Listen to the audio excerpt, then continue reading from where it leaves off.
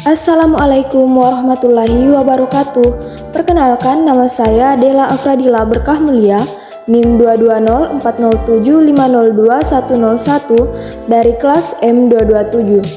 Baik, tugas ini dibuat untuk memenuhi tugas akhir pada mata kuliah Konsep Dasar IPS di Sekolah Dasar. Cuaca mengacu pada kondisi lapisan udara atmosfer di suatu wilayah dalam jangka waktu yang relatif singkat, iklim yang meliputi wilayah lebih luas dan jangka waktu yang lebih lama.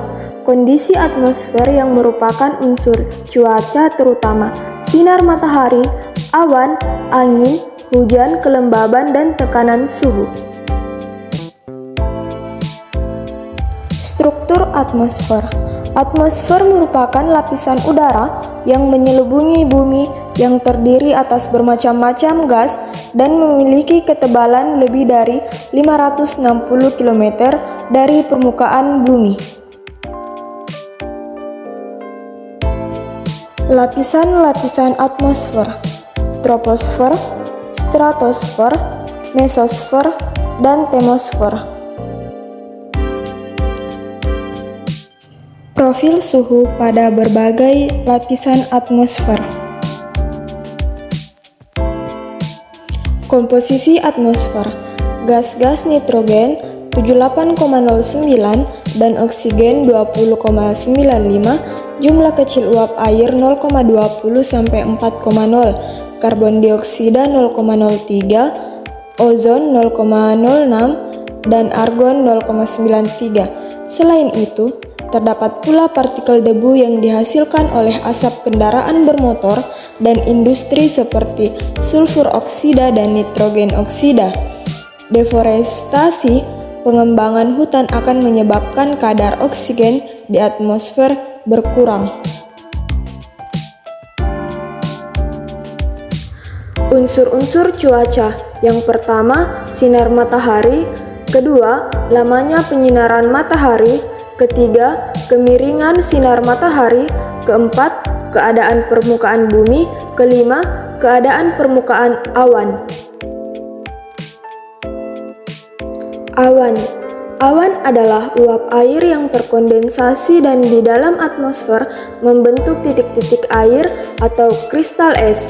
Prosesnya, apabila udara yang mengandung uap bergerak lebih tinggi, sehingga uap air mengalami pendinginan akibat penurunan suhu.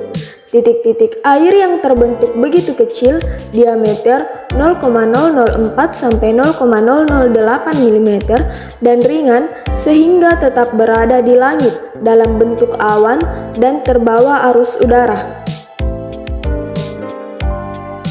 Bentuk-bentuk awan ada awan cumulus, stratus, dan cirrus. Hujan adalah peristiwa presipitasi atau jatuhnya cairan dari atmosfer yang berwujud cair maupun beku ke permukaan bumi. Berwujud cairan. Hujan. Apabila kondensasi uap air di udara berlangsung, titik-titik air yang membentuk awan akan bertambah banyak dan bergulung menjadi lebih besar. Dan jika titik air yang besar atau berat kemudian jatuh ke permukaan bumi, itulah hujan. Titik-titik air hujan berjari-jari 0,3 sampai 3 mm, pada hujan rintik-rintik 0,04 sampai 0,3 mm. Selain hujan yang berupa cairan, ada padat, yaitu hujan salju dan hujan es. Hal ini terjadi karena uap air langsung menjadi padat berbentuk kristal. Proses sublimasi. Apabila terjadi penurunan suhu antara 15 derajat Celcius sampai 20 derajat Celcius. Jenis-jenis hujan. Yang pertama, hujan siklonas. Kedua, hujan zenital. Ketiga, hujan orografis. Keempat, hujan frontal. Kelima, hujan muson. Keenam, hujan asam. Dan yang ketujuh, hujan meteor. Angin adalah gerakan udara yang terjadi di atas permukaan bumi. Pada umumnya, angin bergerak horizontal, namun ada juga yang bergerak vertikal atau miring mengikuti lereng. Penyebab terjadinya angin adalah perbedaan tekanan udara di dua wilayah yang berdekatan. Semakin besar perbedaan tekanan udara, semakin kencang aliran angin. Rotasi bumi menyebabkan timbulnya gaya yang mempengaruhi arah gerakan angin.